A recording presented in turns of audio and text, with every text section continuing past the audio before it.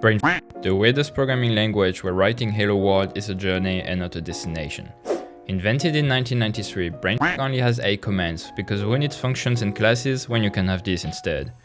The Brainf language consists of a one-dimensional array of byte cells set to 0 and a data pointer. You can move the data pointer by using angle brackets. You can then increment the byte at the data pointer using plus and decrement it using minus. Use a dot to output the byte at that current data pointer and use a comma to get the user input. Yeah, you can do that too, I don't know, don't ask me why.